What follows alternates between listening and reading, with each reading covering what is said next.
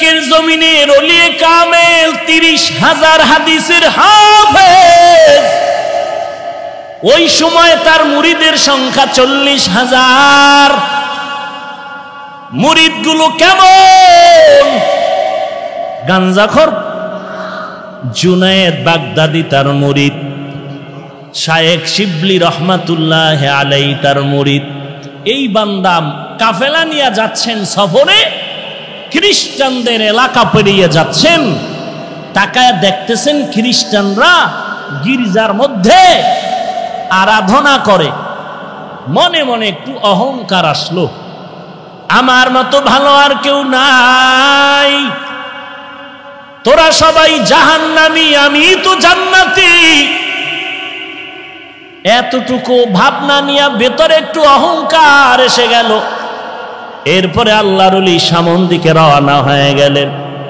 কিছু দূর গিয়া তাকায় দেখতেছেন খ্রিস্টান এলাকার মহিলা সুন্দরী মেয়েরা পানির কূপের থেকে কলসি ভরে ভরে পানি নিয়ে যায়। আবু আব্দুল্লাহ সুন্দরী মেয়ের দিয়ে নজর করে এক নজরে তাকাইলেন। জুনায়েদ বাগদাদি বলেন, শায়েখ চলেন। নজর ওদিকে রাখিয়া হাতের ইশারায় বলে, যাও যাও, আমি যাব না, ওই খ্রিস্টান মেয়েকে বিবাহ না করে যাব না। কান্নার রোল পড়ে গেল, মাটি পর্যন্ত নরম হয়ে গেল, কিন্তু আবু আব্দুল্লাহর দিলটা আর নরম হলো না। কান্না করে শিবলি রহমাতুল্লাহ আলাইহি বলেন, আমাদের কাফেলা ইরাকে রওনা হয়ে গেলাম। এদিকে ঘটনা কি ঘটে যায়, আবু আব্দুল্লাহ একটানে খ্রিস্টান মেয়েটার বাড়ি গিয়া খ্রিস্টান মেয়ের বাবারে বলে, খ্রিস্টান মেয়ের বাবা, তোমার মেয়েটাকে আমার কাছে বিবাহ দিতে হবে। খ্রিস্টান ডাক দিয়া কয়, রে টুপিওয়ালা, আমার মেয়েকে যদি বিবাহ করতে চাও দুইটা শর্ত তোমার মানতে হবে। এক নম্বরে মদিনার পোশাক ফেলে দাও, মদিনার পোশাক ফালায় দিয়া তারপরে তুমি খ্রিস্টানদের পোশাক পরো। 2 নাম্বার, 1 বছর পর্যন্ত জঙ্গলের মধ্যে তুমি শূকরের রাখালগিরি করতে হবে। আবু আব্দুল্লাহ 30,000 হাদিসের হাফেজ বলে, দোনোটা শর্ত আমি মেনে নিলাম। মদিনার পোশাক ফালাইয়া খ্রিস্টানদের পোশাক মাথায় দিয়ে এবার জঙ্গলে চলে গেলেন। কয়েক মাস হওয়ার পর ওই শায়েখ শিবলির আবার কাফেলা এই এলাকায় রওনা হয়ে গেল পীরের খোঁজে। কি হালাত! এলাকায় এসে দেখে খবর নাই। খোঁজ খোঁজ করে দেখতেছে জঙ্গলের মধ্যে একটা লাঠির উপরে দাঁড়ানো, মাথায় ক্যাপ লাগানো, মদিনার পাগড়িও নাই। শিবলি রহমাতুল্লাহ আলাইহি গিয়া পা জড়ায় কান্না শুরু করলেন। এমন কান্না বলে চলে, ইরাকের মধ্যে হাজার হাজার মুরিদানরা কান্না করে আপনাকে দেখার জন্য। আবু আব্দুল্লাহর দিলটা নরম হয় না, সবার কান্নায় পাতার পানি ঝরে, শূকরের চোখেও পানি জমা হয়ে গেল। এইবারও তারা নিরুপায় কান্না করে আবার ইরাকের পথে রওয়ানা। কিছু দূর যাইতেছে, শায়েখ শিবলি বলেন, আমরা হাঁটতেছি ইরাকের পথে, হঠাৎ করে তাকায় দেখি কিছু দূর থেকে একটা পানির কূপ থেকে আমাদের শায়েখ আবু আব্দুল্লাহ উলঙ্গ গোসল করে উঠে আর কালেমায় শাহাদাত পড়ে আর বলে, আমাকে কাপড় দিয়ে আবৃত করে নাও। আমরা কাপড় দিয়ে আবৃত করলাম, ইরাকের খানেকায় তাকে নিয়ে গেলাম। খ্রিস্টান মেয়েকে বিবাহ করা হলো না। আমরা জিজ্ঞাসা করলাম, হযরত 30,000 হাদিস আপনি হাফেজ, কোরআনের হাফেজ কি পরিমাণ মনে আছে? বলে, একটা হাদিস আমার মনে নাই, কোরআনের কোনো ইলম আমার সিনার মধ্যে নাই। শায়েখ এই হালাত কেন হলো? বলে, আমি যখন খ্রিস্টানদের গির্জার সামনে দাঁড়াইয়া মনের ভিতরে অহংকার জমা করে বলছিলাম, সব তোরা জাহান্নামে যাবি, আমি একা জান্নাতে যাব। এই ভাবনাটা আসার পরে দেখলাম আমার কলবের মধ্যখান থেকে একটা নূরের আলো বের হয়ে চলে গেল। মাইয়াহদিল্লাহু ফাহুয়াল মুহতাদ ওয়া মান ইউদ্লিল ফালান তাজিদ লাহু ওয়ালিয়াম মুরশিদা। এত বড় আলেম, এত বড় আল্লামা, এত বড় ডক্টর, পয়গম্বর, এত বড় আওলাদে রসুল, সে কি ভুল করতে পারে? এত বড় আলেম, এত বড় আল্লামা সঠিক পথে থেকে জান্নাতে যেতে পারবে, তার গ্যারান্টি কি? তার গ্যারান্টি কি? অহংকারী হয় না রে ভাই। আমি যত বড় বক্তা হই না কেন, খোদার কসম, পটিয়া মাদ্রাসার বাণী মুফতি আজিজুল হক রহমাতুল্লাহ আলাইহি স্টেজে বসে যখন নাহমাদুহু বলে টান দিতেন, ময়দানের মধ্যে কিয়ামতের আলামত শুরু হয়ে যেত, কান্নার আওয়াজ।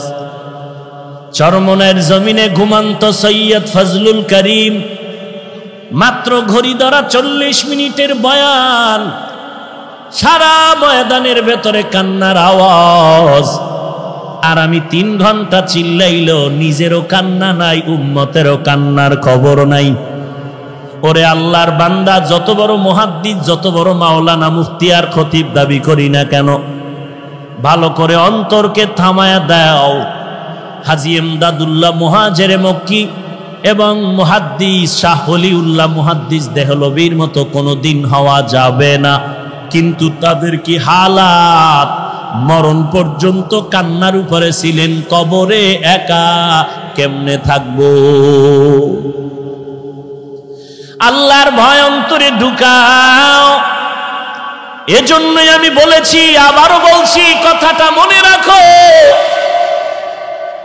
কিয়ামত পর্যন্ত যত বয়ান হবে, মানুষ এই বয়ানের মধ্যে আমল করবে না যতক্ষণ পর্যন্ত আল্লাহর প্রতি আযাবের ভয় না আসবে।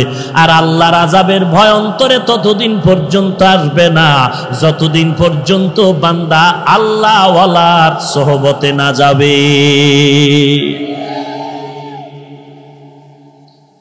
রশিদ আহমদ গঙ্গুহি রহমাতুল্লাহ আলাইহি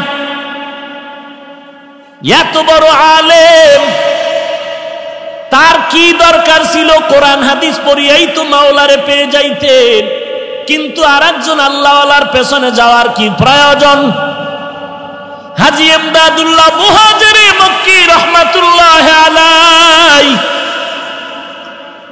ইলমের লাইনে দৌরাত্ম কম, দুনিয়ার লাইনে ক্লাস বেশি করতে পারেন না। কিতাব পড়তেছেন, আল কালিমাতু লফজুন উজিয়ালি মা'নান মুফরাদান মুফরাদুন মুফরাদিন। মনে মনে কল্পনা করে, এগুলো পড়লে কি হবে, পড়লে কি হবে, এই পড়া লাভ কি? ফাআলা ফাআলা ফাআলু পড়ে কি লাভ? একজনে কয়, এগুলো পড়লে তুই আমার আল্লাহর সাথে গভীর সম্পর্ক করতে পারবি, এগুলো আল্লাহর মারিফতের মাঝখানের বন্ধন। হাজী ইমদাদুল্লাহ পাগল হয়ে গেলেন, আমার মাওলারে তো একটু চেনা দরকার, চিনি না, কোথায় আমার মালিক রে পাই? বলে, এমনে এমনে পাবি না, যারা আল্লাহকে চিনে তাদের সংসর্গে যাও, সোহবতে যাও। এবার হাজী ইমদাদুল্লাহ আল্লাহর দরবারে কান্না করেন, হে মালিক, তুমি তোমার একজন খাস বুজুর্গের সন্ধান আমাকে দাও, যার সোহবতে থাকলে আমি তোমার মারিফত অর্জন করতে পারি। হাজী ইমদাদুল্লাহ আল্লাহর কাছে কান্না করেন, ও আল্লাহ, তুমি আমাকে হেদায়েতের জন্য একজন বুজুর্গের সন্ধান দিয়া দাও, তোমার একজন ওলির সন্ধান মিলায়া দাও। ঘুমের ঘরে ঠিকানা পেয়ে গেল, জানজানব জায়গার মধ্যে নূর মুহাম্মদ জানজানবীর সন্ধান পেল। ওখানে চলিয়া যা, ওখান থেকে মারিফতের একটু আগুন সিনায় লাগায় নাও। যদি সিনায় লাগাইতে পারো, মারিফতের আগুন যদি জ্বলিয়া যায়, জিন্দেগি তোমার কামিয়াবির দরওয়াজায় চলে যাবে। হাজী ইমদাদুল্লাহ আল্লাহর পরিচয় নেওয়ার জন্য জানজানব দৌড়াইতেছেন, আল্লাহর মোলাকাতের জন্য। আল্লাহর ওলির কাছে যায়, খুঁজতে খুঁজতে গিয়া দেখে জংলার কিনারে একটা মক্তব, ছোট একটা ঘরের মধ্যে ওই আল্লাহর বান্দা ছোট ছোট ছাত্রদেরকে আলিফ বা তা শিখাইতেছে। দেখা মাত্র হাজী ইমদাদুল্লাহ ঢুকে দিলেন সালাম। নূর মুহাম্মদ জানজানবী ডেকে বলেন, ইমদাদ, এত আগে তুই কইছিলি, আগে কেন আসো নাই? তাড়াতাড়ি কেন আসো না রে ইমদাদ? আউলিয়ারা কারে উকবা এখতিয়ার, জাহেলারা কারে দুনিয়া এখতিয়ার। মাইলে মোমেন সোয়ে মোমেন নিশাওয়াত, মাইলে কাফির সোয়ে কাফের নিশাওয়াত। ভাইরা আমার, হাজী ইমদাদুল্লাহ ওখানে বসলেন, কিন্তু মনে মনে একটি প্রশ্ন। আমি আল্লাহর কাছে দোয়া করলাম, আল্লাহ বড় বুজুর্গের সন্ধান দাও, কিন্তু যে পাইলাম মক্তবের হুজুর। চাইলাম বড় হুজুর, পাইলাম মক্তবের হুজুর। নূর মোহাম্মদ জানজানাবি ডেকে বলেন, রে ইমদাদ, মনে মনে কি চিন্তা করো? নবীর হাদিস কি শোনো নাই? খায়রুকুম মান তাআল্লামাল কুরআনা ওয়া আল্লামা। আল্লাহর নবী বলেন, জমিনের মধ্যে সর্বশ্রেষ্ঠ ওই ব্যক্তি যে নিজে কোরআন শিখে এবং অন্যদেরও কোরআন শিখায়। মক্তবের হুজুর মনে করিয়া ছোট বানাইও না, বরং নবীর হাদিস মতে নি হলো বড় শ্রেষ্ঠ। এলমেরা এজাজু করদন বেহিসাব, খলকেরা দাদন জওয়াবে বাসওয়াব। এবার ইমদাদুল্লাহ বসে আছেন, কিছুদিন ওখানে রাখলেন আর বললেন, যাও নিজের এলাকায় গিয়া তোমার ক্লাসের পড়া শেষ পর্যন্ত শেষ করো, তারপরে আসো। হাজী ইমদাদুল্লাহ এবার আল্লাহর ওলির পরামর্শ নিয়ে আবার বাড়িতে চলে আসলেন। আসার পরে বাকি কিতাবাদিগুলো ক্লাস করি শেষ করবেন, কিন্তু ভাগ্যের নির্মম পরিহাস, ক্লাসের মধ্যে ঢুকেন। ক্লাসে ঢুকার পর যে কোনো কিতাব উল্টাইতেছে, দেখে একটা পৃষ্ঠার মধ্যে কালো কোনো অক্ষর নাই, সব পৃষ্ঠা সাদা। এইটা বাদ দিয়ে আর এক কিতাব খুলে, এইটা বাদ দিয়ে আর একটা কিতাব খুলে দেখে এটায় কোনো লেখা নাই, এগুলো সাদা। এইভাবে করতে করতে দেখে একটা সবকও নাই, লেখা নাই, সব সাদা সাদা সাদা। আবার চলে গেলেন শায়েখের দরবারে, ডাক দিয়া বলেন, নূর মোহাম্মদ ইমদাদ আবার আসলি কেন? লেখাপড়া কি শেষ হয়ে গেল? বলে না না। বলে শেষ করো নাই কেন? বলে আমি যত পড়ার জন্য চেষ্টা করি, যত পৃষ্ঠা উল্টাইতেছিলাম দেখি সাদা, কোনো লেখা দেখা যায় না। নূর মোহাম্মদ জানজানাবি ডেকে বলে, বাবা আর লাগবে না, দিলের তামান্না তোমার এমন হয়ে গেল, সোহবতে থাকতে থাকো, আল্লাহ যদি কবুল করে যেই লেখাপড়া করে তুমি এলেম পৃষ্ঠা থেকে অর্জন করবা, আমার আল্লাহ যদি খুশি হয় ওই এলেম তোমাকে এক মুহূর্তে সিনায় জমা করে দিবেন। या इलाही मुझसे मुझको दूर कर, ताके देखो मुझ में तुझको एक नजर। या इलाही तू मेरा माबूद है, या इलाही तू मेरा माशूक है, या इलाही तू मेरा तारो है, या इलाही तू मेरा गफ्फारो है। एरे नबीर उम्मती हाजी इमदादुल्लाह मुहाजिर मक्की আল্লাহর ওলির নেক নজরে কি পরিমাণ দামি হয়ে গেলেন, কেমন মারেফতের আগুন তার সিনায় লেগে গেল, কেমন আল্লাহর গোলাম, আল্লাহ তাআলা কেমন দামি করে ফেললেন। আল্লাহর ওলির নেক নজর যখন লেগে গেল, বান্দার সিনার মধ্যে পরিবর্তন শুরু হয়ে গেল। আমি প্রায় সময় উদাহরণ দিয়া বলি, একটা শিশু বাচ্চা আমার কাছে নিয়ে এসে বলে একটু ফু দিয়া দেন, দম করেন, অসুস্থ। আমি বললাম ডাক্তার দেখান না কেন? বলে ডাক্তারের ঔষধ খাইলো ভালো হয় না। আমি বললাম তো ব্যাপারটা কি? বলে বদনজর, বদনজর, বদনজর। একটা বেহায়া বেআমল গাঞ্জাখোরের বদনজরে যদি একটা বাচ্চার মধ্যে যদি রিয়াকশন শুরু হয়, একটা বেহায়া বেআমল গাঞ্জাখোরের বদনজর যদি গাছের মধ্যে লাগে ফল নষ্ট হয়। একজন খাঁটি আল্লাহওয়ালা, তাহাজ্জুদওয়ালা, কোরআনওয়ালা, কান্নাওয়ালা যদি একটা মানুষের মধ্যে নেক নজর দেয়, কেন তার মধ্যে অ্যাকশন হবে না? ওইটা বুঝে এটা বুঝে না রে কপাল পোড়া ভাই। আল্লাহওয়ালার নেক নজরের যে কি পাওয়ার, এটা যে বুঝানো সম্ভব না। হাজী এমদাদুল্লাহ আল্লাহর ওলির নেক নজর পেলেন, বেশি লেখাপড়া করতে যায় নাই, আল্লাহ তারে এলেমের মারেফত দান করলেন। কেমন মারেফত! হাজী এমদাদুল্লাহ এমন আল্লাহর খাস বান্দা পরিণত হয়ে গেল। এখন বান্দা পা সোজা করে ঘুমায় না, পা সোজা করে শোয় না, পা বাঁকা করে বসে। রশিদ আহমদ গঙ্গুহি রহমতুল্লাহ আলাই প্রশ্ন করলেন, শায়েখ পা দুটো সোজা করে কেন ঘুমান না? বলে, ওরে রশিদ, এমন প্রশ্ন তুমি আমাকে করে ফেলেছ, কারো কাছে বলবা না। আমি আমার মাওলার বড় আশিক। আমি পাওটা খোলার জন্য যেদিকেই পা বাড়াই, ডানে বলো বামে বলো সামনে পেছনে, আমি এমদাদুল্লাহ সেদিকে আমার মাওলার নূরের তাজাল্লি দেখতে পাই। আমি আল্লাহ তাআলার নূরের তাজাল্লি দেখতে পাই। এই বয়ানটা করা সহজ, বুঝানো সম্ভব না, বুঝাও বড় সম্ভব না। ওই হাজী এমদাদুল্লাহর সিনার থেকে মারেফতের আগুন লেগেছে রশিদ আহমদের সিনায়, আর ওই রশিদ আহমদের সিনার থেকে মারেফতের আগুন লেগেছে উজানির কারি ইব্রাহিমের সিনায়, আর ওই উজানির কারি ইব্রাহিমের সিনার থেকে মারেফতের আগুন লেগেছে চরমনার সৈয়দ ইসহাকের সিনায়। এরে নবীর উম্মতের দল, কাসেম নানতবীর সিনায় মারেফতের আগুন লেগেছে।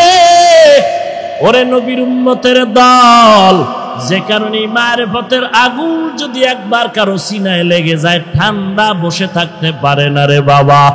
কারণ মুরগির বাচ্চাগুলো খানা চায়, পাগলের মতো মায়ের কিনারায় ঘুরে, খানা পাইলে আত্মহারা হয়ে যায়। যেই বান্দা আমার মাওলার পাগল, যেই বান্দা আমার মাওলার মারেফতের পাগল, ওই বান্দা যখন মাওলার কোনো আওয়াজ পায় সহ্য করে নিতে পারে না। ইয়া এলাহি মুঝসে মুঝকো দূর কর, তাকে দেখো মুঝ মে তুঝকো এক নজর। ইয়া এলাহি তু মেরা মাবুদ है, या इलाही तू मेरा माशूक है। এরে নবীর উম্মতের দল, দুনিয়াতে যাদেরকে দেখো সবাই কিন্তু পাগল। দাবি করি আমি বড় বুদ্ধিজীবী। আল্লাহর ওলি শামসুল হক ফরিদপুরি রহমাতুল্লাহ আলাই বলেন, দুনিয়ার সবাই পাগলের দল। কেউ টাকার পাগল, কেউ ক্ষমতার পাগল, কেউ বাড়ির পাগল, কেউ গাড়ির পাগল, কেউ নারীর পাগল। যে যেই জিনিসের পাগল ওই জিনিসের জিকির করে হাঁটতে চলতে উঠতে বসতে। আর এই জমিনে আর এক দল পাগল দেখবা, এরা টাকার পাগল না, বাড়ির পাগল না, গাড়ির পাগল না। এই বান্দাগুলো পাগল হলো আমার আল্লাহ তাআলার পাগল। এই বান্দা টাকা চায় না, বাড়ি চায় না, গাড়ি চায় না, নারী চায় না। এই বান্দা সব সময় হাঁটতে চলতে উঠতে বসতে তালাশ করে আমার মালিক কোথায়, আমার আল্লাহকে পাওয়া যায়। ওরে টাকার পাগল সব দিকে ঘুরে আর টাকা খুঁজে। যেই বান্দা বাড়ির পাগল, কেমনে বাড়ি করবে সেই ধান্দায় খুঁজে। যেই বান্দা নারীর পাগল, ও হাঁটতে চলতে নারী খুঁজে। আর যারা আমার মাওলার পাগল, ওই বান্দা খানার মধ্যে বসিয়াও তালাশ করে আমার মালিক। ওই বান্দা ঘুমের মধ্যে গেল তালাশ করে আমার মালিক। ওই বান্দা বাজারে গেল তালাশ করে আমার মালিক। আমার মালিকের আমি কোথায় পাই? ও দয়ার মালিক, এই ক্যামেরা সরা সরা, এই ক্যামেরা ঘুরা ঘুরা। এরে নবীর উম্মতের দল, আল্লাহ রাব্বুল আলামিনের পাগল হয়ে কবরে যাও। সবাই পাগল, সবাই পাগল, কেউ টাকার পাগল, বাড়ির পাগল, গাড়ির পাগল। ওরে মাদকদের মুসলমান, পায়ে হাত রেখে বলে যায়, টাকার পাগল হইও না, বাড়ির পাগল হইও না, গাড়ির পাগল হইও না। আল্লাহর কাছে চোখের পানি ছেড়ে কাঁদো আর বলো, রে মালিক, তোমার পাগল বানাইয়া দাও।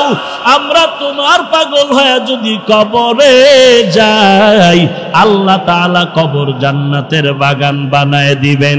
আল্লাহর পাগল যদি হইতে চাও, আল্লাহওয়ালাদের সোহবতের সময় দেওয়া লাগবে। আল্লাহওয়ালা তালাশ করু, যাদের চেহারা দিয়ে তাকাইলে কলিজা ঠান্ডা, নেক আমলের আগ্রহ বেড়ে যাবে। খবরদার, আল্লাহওয়ালা খুঁজতে গিয়া ভণ্ডের কিনারায় যেও না, সাবধান। এই জমিনে আল্লাহওয়ালা নামের ভণ্ডের অভাব নাই। আমার নবী দিনের দাওয়াত দিতে গিয়া খানা নাই, ঘুম নাই, পেটে পাথর। আর এই জমিনে এমন আল্লাহওয়ালা খানকায় বসে আছে, 30 বছর খানকায় দৌড়াইলি, তোমার পীর সাহেব এলাকায় এসে কালেমার কথা বলে না। আমার মনে হয় তোমার পীর হয়তো নারী, না হয় হিজরা। हकीकत से तू दुनिया बेखबर है, दुनिया की नुमाइश पर नजर है। नमी गुयाम के आज दुनिया जुदा बाश, बहर कारे के बाशी बा खुदा बाश। या अय्युहल्लज़ीना আমানুত্তাকুল্লাহ।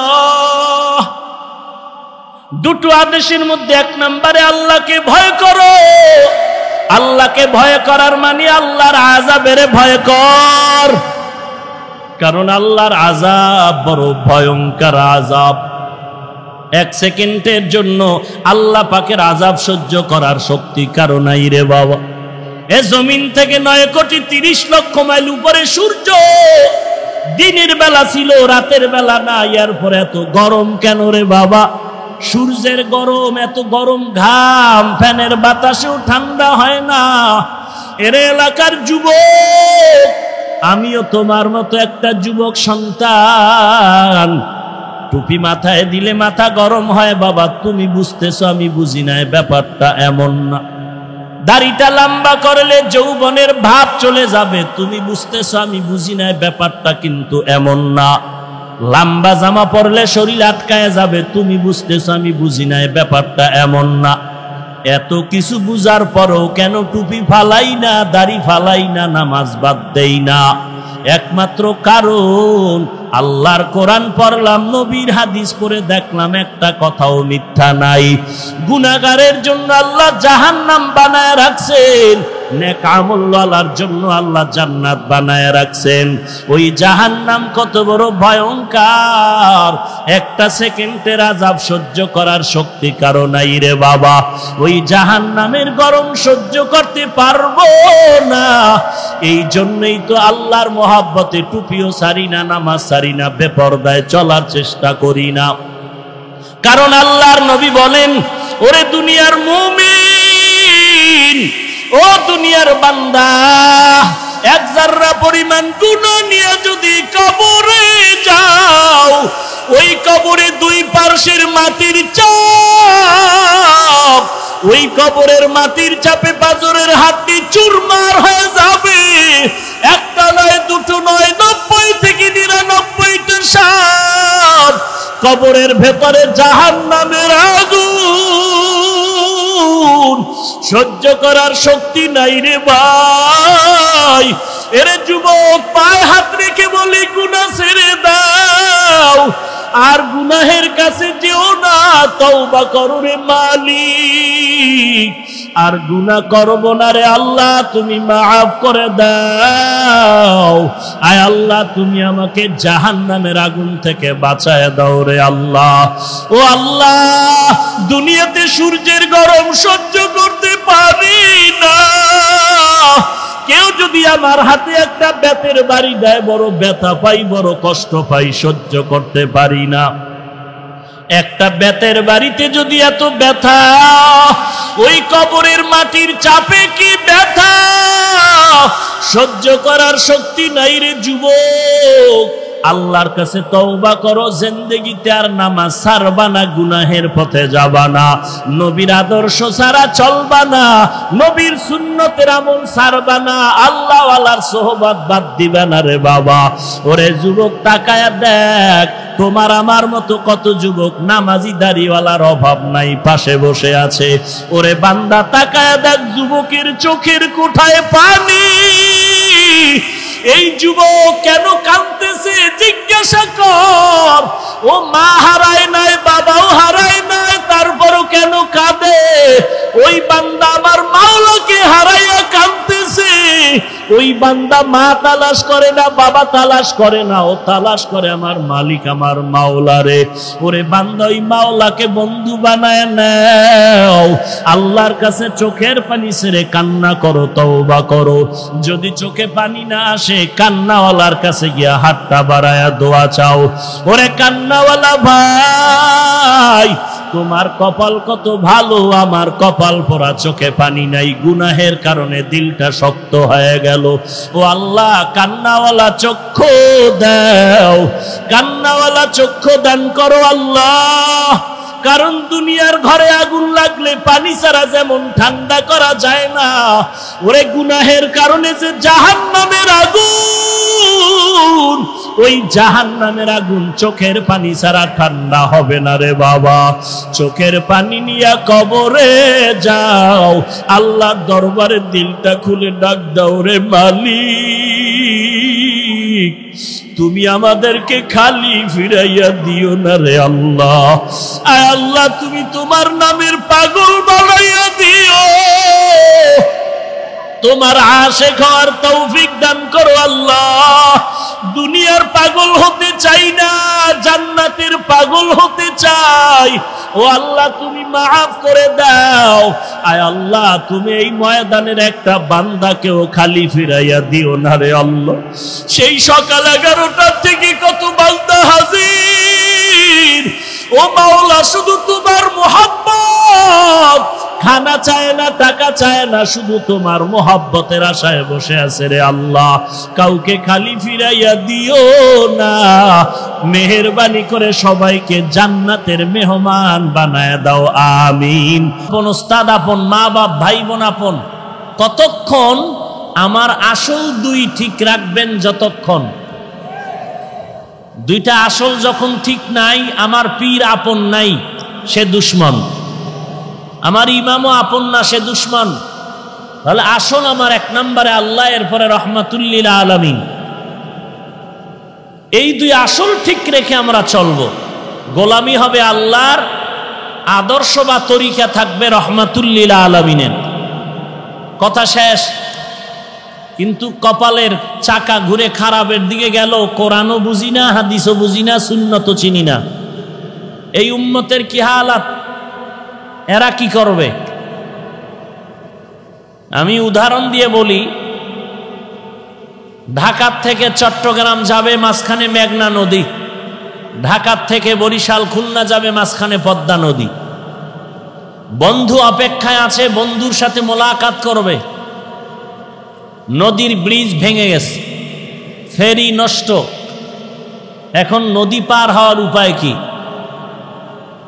এক হৃদয়বান ব্যক্তি নৌকা নিয়ে আসলো, এসে বলল, হযরত, আপনি দ্রুত গতিতে নৌকায় উঠেন, আমি ওপার পৌঁছায় দেই। বন্ধু অপেক্ষায় আছে, খানা খায় না, আমি গেলে খাবে। আমি ওপার উঠে দৌড়। বন্ধু বলে, এত তাড়াতাড়ি নদী পার হইলা কিভাবে? বলে, তোমার সাথে আমার যেহেতু মোলাকাতের তামান্না, ওদিকে তেমন খেয়াল নাই, কিন্তু আল্লাহর কুদরত, এক হৃদয়বান ব্যক্তি আমাকে নৌকা পার করে দিয়েছে, ভাড়াও নেয় নাই। এ কথাটা শুনে আপনার বন্ধু কি বেজার হবে? কথা বলেন, বেজার হবে?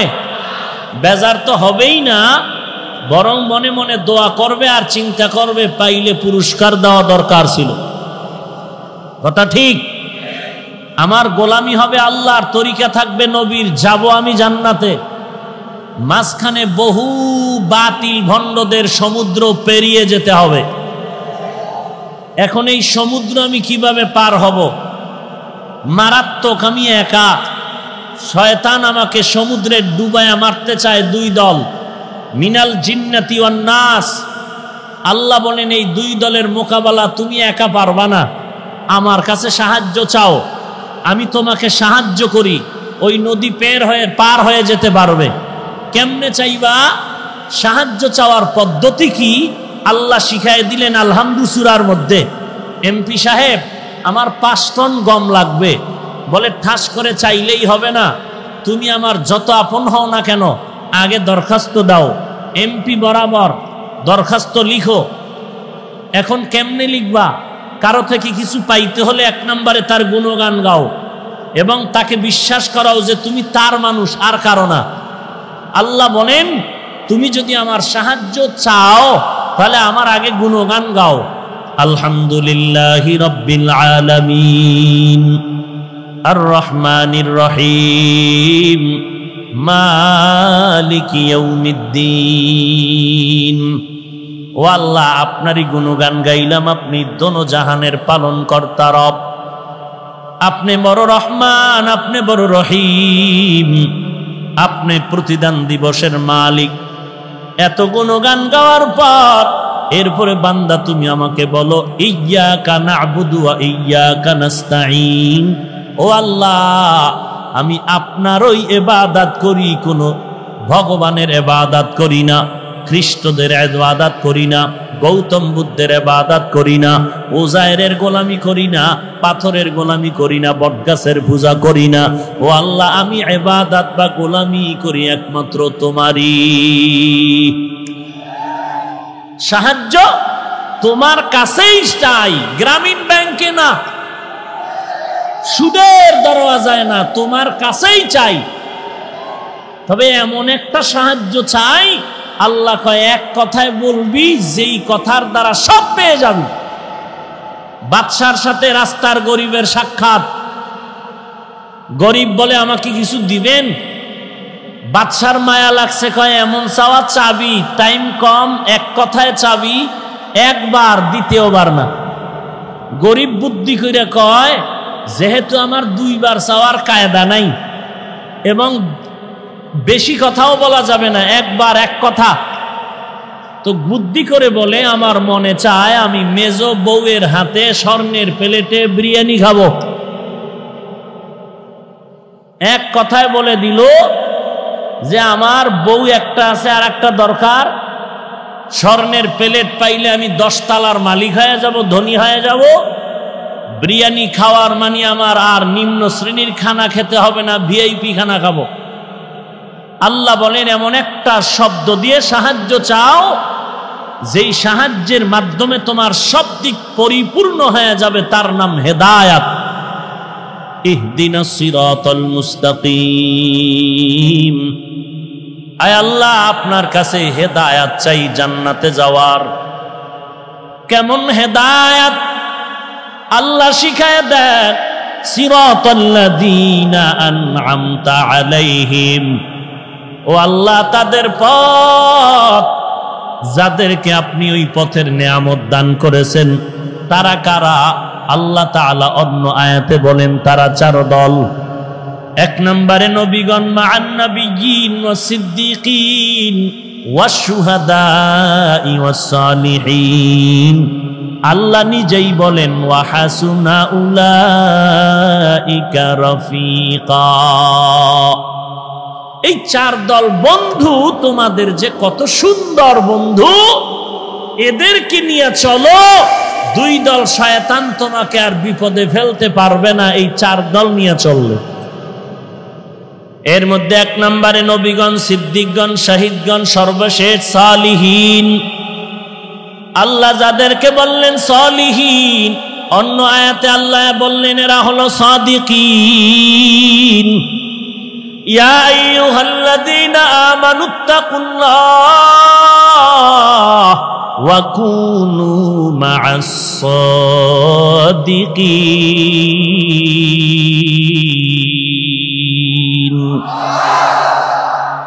আল্লাহ তাআলা বলেন সাদিকিনদের সঙ্গী হয়ে যাও। আর আমি আল্লাহকে ভয় করো হে মুমিন। যাদেরকে আল্লাহ বললেন সালিহীন, এরা নেক আমলওয়ালা, সাদিকিন, এরা সত্যবাদী। আল্লাহ অন্য আয়াতে বলেন এরা হলো আউলিয়া আল্লাহ, এরা আমার বন্ধু। কেমন বন্ধু? আমি আল্লাহ এদেরকে আশ্বাস বাণী দিলাম, লা খাউফুন আলাইহিম ওয়ালা হুম ইয়াহজানুন আল্লাযীনা আমানু ওয়া কানু ইয়াত্তাকুন। আউলিয়া বহু বচন, তার এক বচন ওলি। আল্লাহর ওলি মানে আল্লাহর বন্ধু, এরাই হলো উলামা। প্রত্যেকটার সাথে তাকওয়ার সূত্র লাগানো আছে। ইন্না আকরামাকুম ইনদাল্লাহি আতকাকুম। উলামা কে? যার মধ্যে আছে তাকওয়া। সাদিকিন কে? যার সাথে সংযুক্ত তাকওয়া। আউলিয়া আল্লাহ কারা? 1 নম্বরে তাদের ঈমানটা পরিশুদ্ধ, 2 নম্বরে তাদের মধ্যে আছে তাকওয়া। এদেরকে বন্ধু বানায় চলো। আলহামদুলিল্লাহ সূরার থেকে আমরা শিক্ষা পাইলাম একা একা চলা যাবে না। জান্নাতের পথে চলতে হলে তোমরা 4 দল বন্ধুরে সঙ্গী বানায় চলো। সর্বশেষ যেই তোমাদের বন্ধু তারা হলো সাদিকিন, সালিহিন, উলামা। কিয়ামত পর্যন্ত নতুন করে নবুয়াত পানেওয়ালা নবী আসবে না। আবু বকর আসবে না, ওমর আসবে না, উসমান আলী আসবে না, কোনো সাহাবা আসবে না। কিয়ামত পর্যন্ত থাকবে একমাত্র উলামা। ওই উলামাদের সঙ্গী হয়ে থাক। ওই উলামা কারা? যাদের মধ্যে আল্লাহর ভয় বেশি থাকবে, গুনাহ করবে না। এদের মধ্যে থাকবে ইলমে নবুওয়াত, এদের মধ্যে কোরআন হাদিসের ইলম। এদের অনুসরণে চলো রে গোলাম। এরা আল্লাহর ভয় নিয়ে চলবে। আমি জান্নাতে যেতে চাই, আমি আল্লাহর গোলামি করব, আর কারো গোলামি করব না। আমি নবীর তরিকা মতে চলবো, আর কারো তরিকা মতে আমি চলবো না। এটাই আমার ফাইনাল কথা। কিন্তু আল্লাহর গোলামি কেমনে করব? নবীর তরিকা মতো কেমনে চলবো? আমি কোরআন জানি না, হাদিস জানি না, সুন্নাত চিনি না। একদল মানুষ মূর্খ, এখন তাদের কি উপায়?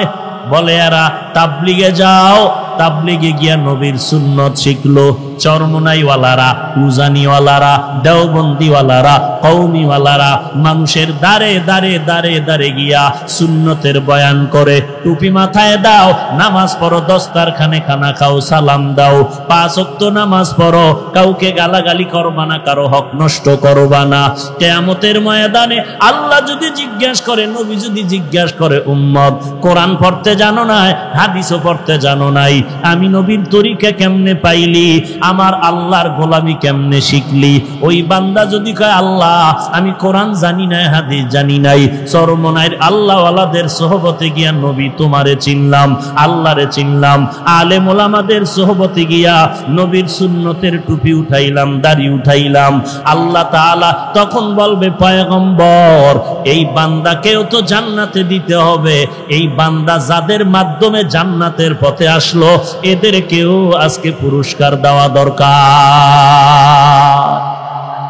মাইলে মোমেন সোয়ে মোমেন মিশাওয়াত, মাইলে কাফির সোয়ে কাফের মিশাওয়াত। সোহবতে সালে তোরা সালে কুনাত, সোহবতে তালে তোরা তালে কুনাত। এক জমানা সোহবতে বা আউলিয়া বেহতার জুসদ সালে তাআত বেরিয়া।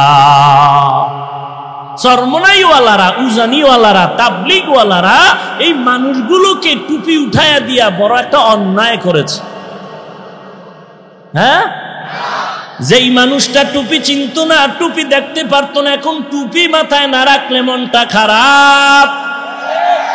আগে নামাজ পড়তো না, এখন নামাজের আজান শুনলি মসজিদে হাজির।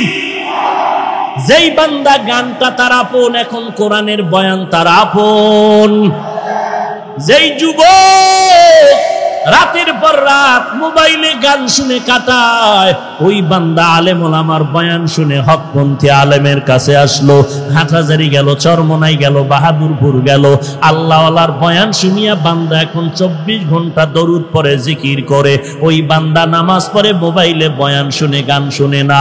ওরে নবীর উম্মতের দল, এই বান্দাগুলো চরমনাই বলো, আহলে হক ওলামায়ে দেওবন্দি বলো, তাবলিগ বলো, এদের কারণে যে ভালো রাস্তা আসলো, এটা কি তারা খারাপ অন্যায় করলো নাকি? তাহলে এত যদি বলো ভালো করেছে, তাবলিগওয়ালারা ভালো করলো, চরমনাই ভালো করলো, উজানি ভালো করলো, এরপরও যদি কেউ বলো চরমনাই ভালো না, উজানি ভালো না, তাবলিগ ভালো না, আমি বলবো বান্দা তুমি নিজেই ভালো না। हकीकत से तो दुनिया बेखबर है, दुनिया की नुमाइश पर नजर है। नमी गोयम के आज दुनिया जुदा बाश, बहर कारे के बाशी बा खुदा बाश। या अय्युहल्लज़ीना आमानुत्तकुल्लाह, एक नंबरे अल्लाह की भय करो, 2 नंबरे जबानेर हेफाजत करो हे मुमिन। এত বয়ান চলতেছে ময়দানের ভেতরে, সেই সকাল 11টার থেকে বয়ান চলে। এমন একটা দিন নাই বাংলাদেশের এক একটা থানার মধ্যে 2-1টা বয়ান চলে না। সেই রমজানের ঈদের পরের দিন থেকে মাহফিল শুরু হয়ে গেল। জোহরের পরে বয়ান, আসরের পরে বয়ান, মাগরিবের পরে বয়ান, ইশার পরে বয়ান। প্রত্যেকটা বয়ান স্টেজে 1-1.5 ঘন্টা এক একজন আলেম বয়ান করে। তাবলিগওয়ালাদের বয়ান, পীর মাশায়েখের বয়ান, জুমার দিনের খতিবের বয়ান। এত বয়ানের পরেও মানুষ কেন দিনের দিকে আগাইতে চায় না? কারণটা কি? কারণটা কি? এরে নবীর উম্মতের দল, কেন টুপি পরতে চায় না, দাড়ি রাখতে চায় না, পর্দা করতে চায় না? এর একমাত্র কারণ, আল্লাহর কসম করে বলি, যতদিন পর্যন্ত জাহান্নামের আযাবের ভয় বান্দার অন্তরে আসবে না, ততদিন পর্যন্ত বান্দা গুনাহ থেকে ফিরতে পারবে না। এটাও মনে রাখবেন, আল্লাহর কসম, যতদিন পর্যন্ত আল্লাহর ভয় অন্তরে আসবে না, ততদিন পর্যন্ত বান্দা গুনাহ ছাড়তে পারবে না। আর ততদিন পর্যন্ত বান্দার অন্তরে আল্লাহর ভয় জমা করতে পারবে না, যতদিন পর্যন্ত খাঁটি আল্লাহওয়ালার সোহবতে যাবে না। আপনারা ঠিক বললেও ঠিক, না বললেও ঠিক। কেমনে? 2 মিনিটে একটা ঘটনা টান দিতেছে। এত বড় আল্লামা, এত বড় ডাক্তার, এত বড় ডক্টর, সে কি ভুল করতে পারে? এই যে এক মাস্তানি ভাব, এই ভাবের পরিণাম ফল কত খারাপ। ইরাকের জমিনের ওলিয়ে কামেল শায়েখ আবু আব্দুল্লাহ আন্দলুসি রহমাতুল্লাহ আলাইহি, যিনি এত বড় একজন বুজুর্গ, শুধু দুনিয়ার লাইনে না, একদিকে যেমন কোরআনের হাফেজ, অপর দিকে তার হাদিসের সংখ্যা মুখস্থ 30,000। সুবহানাল্লাহ। না, মুসলমানের আওয়াজ বাতিল ভণ্ডদের জন্য একটি আতঙ্ক। ভাইরা আমার, ইরাকের জমিনের ওলিয়ে কামেল 30,000 হাদিসের হাফেজ,